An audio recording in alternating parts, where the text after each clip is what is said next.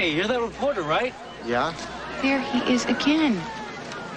Snoop Doggy Dog. Richard Gere is a newspaper columnist on the trail of Julia Roberts in Runaway Bride. It's one of 5 new movies we'll review this week. I'm Roger Ebert, film critic of the Chicago Sun-Times, and across the aisle from me is this week's guest critic. And I am Joyce Kilhaywick, film critic for WBZ-TV in Boston, and it is great to be here, Roger. I knew it would come to this. Yes, you are my Oscar buddy. We stand next to each other on the red carpet and harass the stars as they go into the Academy Awards.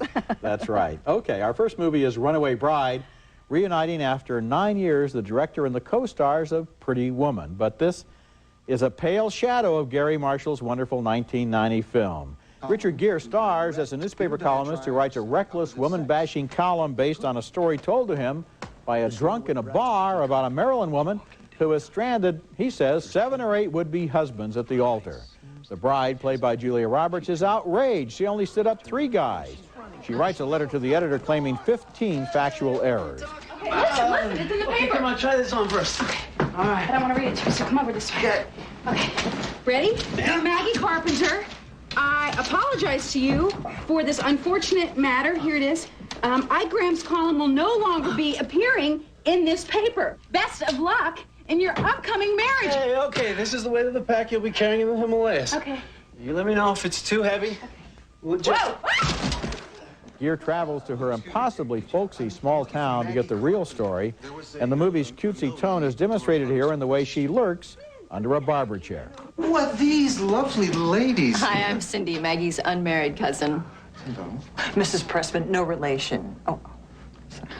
Uh, And you are? looking for Maggie. It's inevitable that these two become attracted to one another, although at first, of course, they have to be antagonistic. Excuse me. Oh, look at that. Bam, bam, bam, bam, bam, bam, bam, bam. Oh, oh, oh, help me, help me. Yep, that'd be her. Runaway Bride is so cornball and cutesy-poo that you want to squirm while you're watching this movie. And all during the movie, I kept remembering Roberts in Notting Hill, where she plays a star who is trying to escape from characters just like the one she plays here. Runaway Bride could have been made 40 years ago with Doris Day and Rock Hudson, and it probably would have been a lot more fun because they had the style for silly movies like this, and Roberts and Gere look miscast and misused. I couldn't agree more. And in fact, you used the word that I felt while I was watching this movie, squirm. I was physically uncomfortable. It was so cornball. And it isn't that we don't know where this is headed. I mean, we know that they're destined to... We know exactly where it's headed, yeah. But that can still be interesting if there are enough hurdles for them to overcome. I think that the relationship needed to be threatened in some way. They needed to introduce another character, like a third party. And, you know, she's got a boyfriend. Oh, but he hardly counts as a third party. He's such an obvious lunk that, you know, you can dismiss him immediately. He's just benevolent. He just stands there and lets everything happen to him. And all the people in this town are like refugees from Pleasantville, from the black and white part of Pleasantville before the color got into their world. I didn't buy that small town for a moment. No. Remember the luau scene where they're giving the go-away party for the bride, and it looks like a Hollywood set. This is one of those... It should look like a town hall with crepe paper. One of these small towns where everybody in town knows each other and they all live in each other's pockets. Exactly. Well, so we're in agreement on Runaway Bride. I'm predicting that when audiences see this, we're going to have runaway audiences. Our next movie is a full-length animated feature from acclaimed writer-director Brad Bird of The Simpsons fame. It's based on a children's book by British poet laureate Ted Hughes. The Iron Giant tells the story of a friendship between a young boy and a giant robot. It's set in the late 50s in the small town of Rockwell, Maine, where 9-year-old Hogarth lives with his single mom, a waitress at the local diner. Eli Marienthal voices Hogarth. You were going to get your pet, honey? I will, Mom. Right after I finish talking with Dean. Dean. Found your pet. Where? It's up my leg, man. Squirrels in my pants, Hogarth. I'm trying not to wig out here. Don't wig out. And that was Jennifer Aniston as the mother and Harry Connick Jr. as Dean the Beatnik. And as the voices and animations suggest, Rockwell is as wholesome and normal as its name implies, but it is also filled with detailed, offbeat characters, and none more so than a 50-foot metal-munching robot from outer space who finds a friend in Hogarth.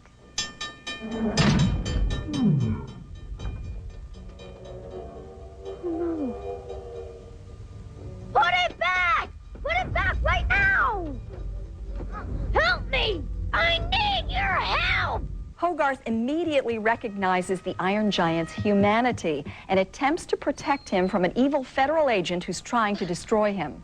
Strange, he's so tight-lipped now, and the other night he couldn't stop talking. I mean, 100-foot robots and whatnot. A 100-foot robot? That's nutty. The film is crisply drawn, sweet without being naive, and it is hip and funny as well. I like what this movie is saying, that people are different and quirky, which is to be respected and valued, that we have choices about who we are, and that the imagination is a powerful tool. None of this is heavy-handed. All of these themes are embedded in a story of friendship that is emotionally satisfying, and it's fun. This is one film that I can recommend for the whole family. And boy, so can I too. I am a real fan of animation that tries to move in new directions. I love the Disney traditional animated films, but I also like a film like this, which is really telling a story. No little sidekicks, no little songs, no little dancing teacups. This is a story of a boy and this Iron Giant who is kind of like E.T. in a way, and that it's his secret. In fact, they reference E.T. with Yeah, the they do. finger at a certain point there where they touch. Yeah, and where he's kind of scurrying around, the hand is scurrying around the house and trying to stay out of the way of the...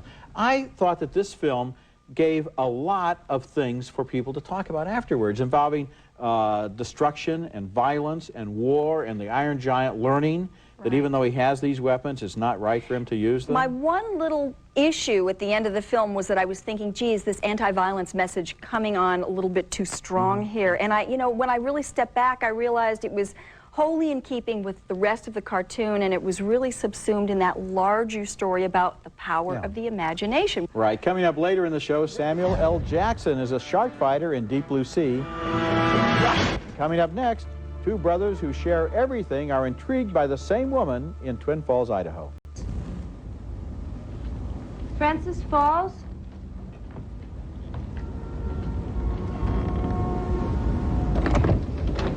Hello, I'm Francis. She's broke and desperate and has resorted to prostitution, but her call to a seedy hotel opens up a much different world. In that scene from the brilliant new film Twin Falls, Idaho, Michelle Hicks is the desperate young woman, and identical twins Michael and Mark Polish play Siamese twins. They've called her hoping for what may be their first sexual experience, but she runs away, only to return with her friend, a doctor, when she finds out one of the twins is ill. Get them some proper food. What do they eat?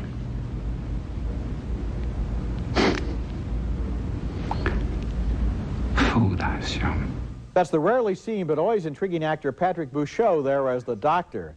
As the sick twin named Frances slowly recovers, she becomes friends with the dominant twin named Blake. Why are you two here? I came here to visit a relative.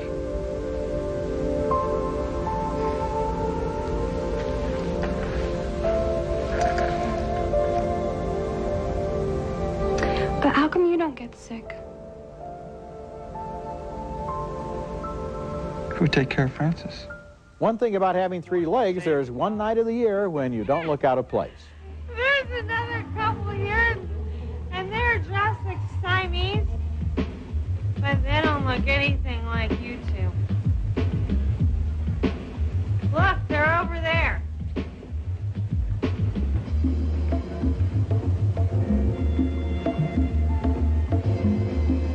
The movie was written by its stars, Mark and Michael Polish, and directed by Michael Polish. You can almost guess right away when a movie is going to be really good. Twin Falls, Idaho struck me like House of Games, In the Company of Men, Fargo, or Happiness. It's powerful, original work. The idea of Siamese twins is not handled as a gimmick, but as a way to explore how these two men have developed a love and mutual dependence that is almost inspiring. And like all good fiction, the movie involves change. As she gets to know them better and understand them, the young woman learns a lot about her own life. Twin Falls, Idaho isn't all serious, though. It's funny, sardonic, and ironic, too, and I think it's one of the year's best films. Boy, I couldn't disagree with you more. You know, I recognize this as a very worthy film, but delicate. It's too delicate. And I didn't think that that it did open up those themes of interdependence and intimacy. I mean, I think what we get from the film is that it's tough to be conjoined twins, and that sometimes they want to be separate. But, you know, I could have guessed that. I also wanted to know more about them literally. How did they get to this hotel room? How did they make a living? Who makes their clothes? I wanted to literally know that stuff. I don't want to know that stuff. I want to know that they're there, that they've had a backstory that we don't need to have. That would all be conventional stuff. And when you say it's delicate, well, it is delicate. It's kind of quiet sometimes. Secrets are revealed slowly. It isn't all just punch, punch, punch out the plot. There was very little. It reveals as it goes along. No, I thought it was very little that was revealing. And I thought one of the things that really made this look like a novice effort to me, and a sincere effort and an original effort, but a novice effort, was some of the hokey symbolism in the beginning. I mean, let's just start with the title. I bought it. I went with it. I was interested in it. I was intrigued. No, it didn't give me enough. I think they've got a long way to go. This is a nice beginning, but it is hardly a brilliant film. Okay, coming up next, only metal walls and plate glass separate Samuel L. Jackson from some deadly sharks and the deep blue sea.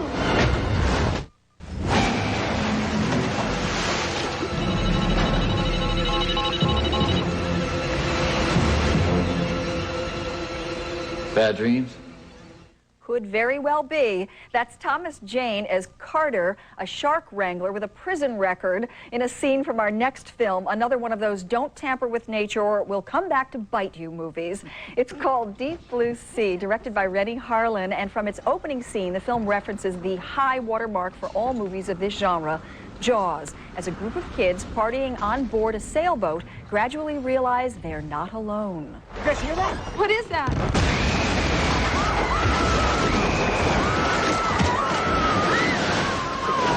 The intruder is one of 3 angry, souped-up Mako sharks who've escaped from a floating laboratory where a team of scientists led by the gorgeous Dr. Susan McAllister, played by Saffron Burrows, has been experimenting on their brains. What could go wrong there?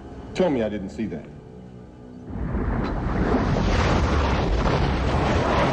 They recognized that gun. It's impossible. Sharks do not swim backwards. They can't.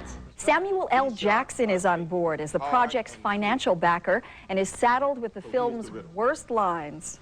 What does an 8,000-pound Mako shark with a brain the size of a flathead V8 engine and no natural predators think about? I'm not waiting around here to find out. Unlike Jaws, with its one terrifying and largely unseen shark, here there are 3, a combination of animatronics, digital effects, and footage of real sharks, and it is scary. Is it artful? No. It doesn't engage us in the deep way that Jaws shakes us down to our unconscious.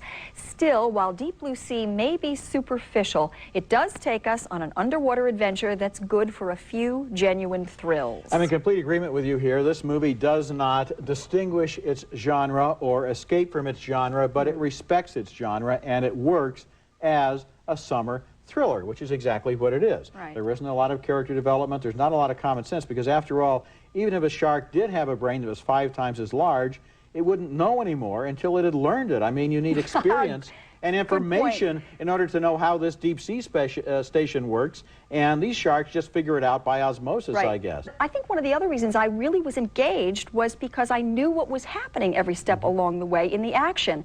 I think that Rennie Harlin could give Joel Schumacher a few lessons about how to direct a big action scene with lots of special effects. It's a very well-made, professional, efficient movie, and it worked, and we liked it. We liked it. Okay, next movie.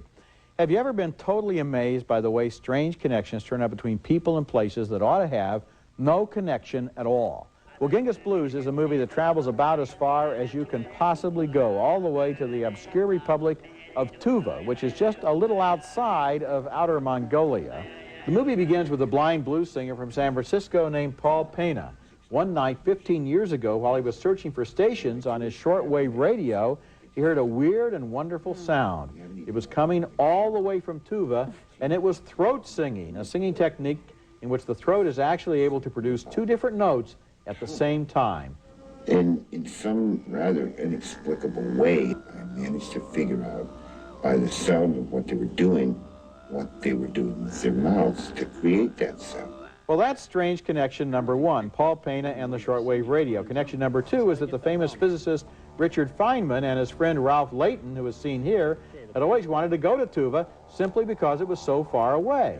So they founded the Friends of Tuva and eventually sent the blind bluesman and his sidemen to Tuva for a throat-singing competition. Do it, come on. Come on.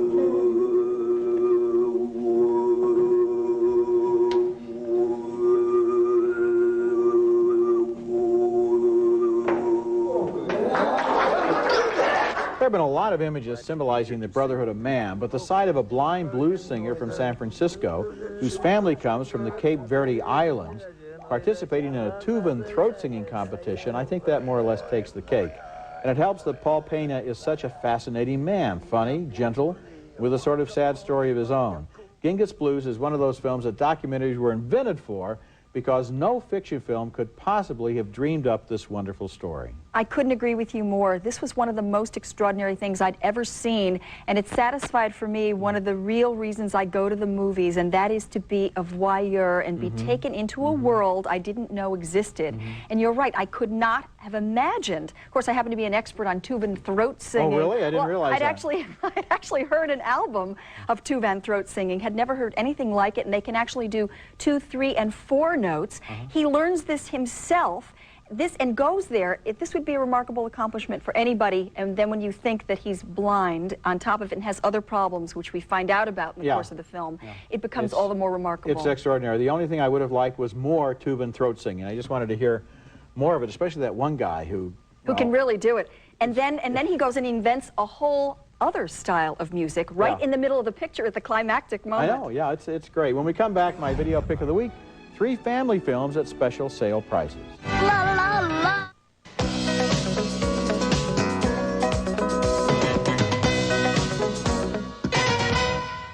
Week is brought to you by Nestle's Raisinets. At the movies or at home, Raisinets. For my video picks this week, I'm thinking of parents who figure they might as well buy certain titles for their children instead of renting them, because the kids, of course, want to watch them over and over and over and over again. Buying videos can be expensive, but here are 3 wonderful family films that are currently on sale at budget prices. Low price pick number 1 is The Boy Who Could Fly.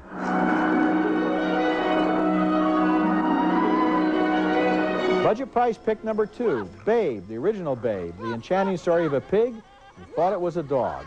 Ruff, ruff, ruff, ruff. Move along there, you big buttheads. And my 3rd low-price family choice is Kiki's Delivery Service, the exciting animated film from Japan about a young witch who starts her own business. Let's go, Gigi. Excuse me, young lady. Oh my goodness! All 3 of those titles are priced between $10 and $20, and you can find them at discounts up to 30%. That's cheaper than renting them a dozen times, and they're my video picks of the week.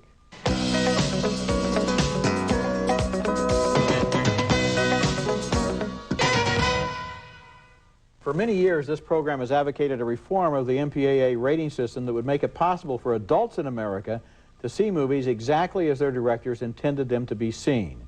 The R rating is too restrictive, and the NC-17 rating has become associated with hardcore pornography. I've suggested a new A rating to come between the R and the NC-17. It would mean adults only, but not pornography. Now the issue is in the news again because of the controversy over the editing of Stanley Kubrick's Eyes Wide Shut. Both the Los Angeles and the New York Film Critics Associations have called for reform in the rating system, and Peter Bart, the influential editor of Variety, has joined the call for an overhaul, even agreeing that the A rating might be a good idea. If you wonder why the United States is the only major movie-going nation with no workable, practical adult film category, this might be a good time to write the MPAA and ask them. And I would agree that anything that would help us make the choices for ourselves about what we were going to see is a good idea. I like the idea of the ratings as an informational system, but not enforce it. I want to make the decision about what I'm going to see and what my child is going to see, and not have that superseded by anybody else's authority. You're really a libertarian. Yes, in this case I am. Okay, now let's take another look at the movies we reviewed this week. 2 thumbs down for Runaway Bride, which combines the talents but not the magic of the Pretty Woman team. But we both had a lot of enthusiasm for The Iron Giant, a likable and smart animated film for the whole family. It opens next week. We had a disagreement, though, on Twin Falls, Idaho. Joyce didn't think she learned enough about the subject and the characters. I thought it was one of the year's best films. Joyce and I both had a good time at Deep Blue Sea, which is a well-made, effective thriller. And finally, we both love the wonderful Genghis blues. And thanks a lot, Joyce, for being here. It was fun. I had a great time. I love the movies, and I know you do too. Okay, thanks a lot. Remember, you can hear our reviews on the web at Siskel-Ebert.com, both Joyce and I. It's part of the Go Network. Next week, more new movies, including The Thomas Crown Affair and The Sixth Sense, a science fiction thriller starring Bruce Willis. That's next week, and until then, the balcony is closed.